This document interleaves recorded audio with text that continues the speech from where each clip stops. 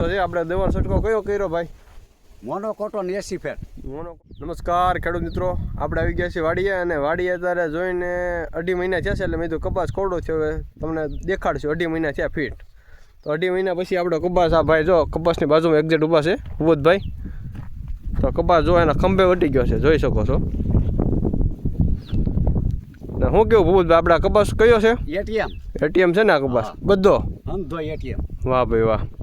ને અને દવા છાંટવાની મોનોકોટોન 80 ફેટ. ઓનલી ફોર દવા કઈ છાંટે ખબર છે ભાઈ? મોનોકોટોન 80 ફેટ પહેલાથી લગીને છેલ્લે લગી ઠેર લગી પહેલા 25 ml થી શરૂ કરે અને 50 ml લગી દવા છાંટવાની. 50 થી 45 છેલ્લે થાય. હા છેલ્લે એટલે લગી નાખવાની ml. અને દવા મોનોકોટોન 80 ફેટ સિવાય બીજી કે દવા જ નહીં છાંટવાની ભાઈ. તોય કપાસ તમે જોઈ શકો છો, આમ રિવ્યુ તમે ખાલી જુઓ કેવો કપાસ એક નંબર છે કે નહીં. ને અત્યારે તમને કોઈ ફાલે આવી ગયો છે, જીંડવા થઈ ગયા છે મોટા મોટા અને તમે જોઈ શકો છો આગળ આ બધો આપણો કપાસ છે.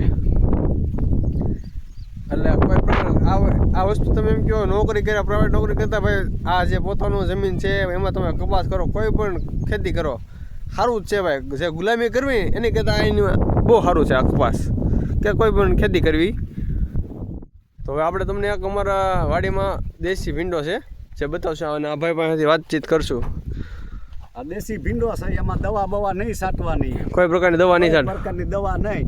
અને ચોમાસામાં એમનું ફાયદા કરે. કપાસ હોય તો વળમાં દવા નહીં છાંટવાની, વલપેની વળમાં છાંટવાની. હા બે બાજુની વળ ઓર્ગેનિક એમ ને પ્યોર? આ વળમાં દવા નહીં છાંટવાની. વાહ ભાઈ વાહ.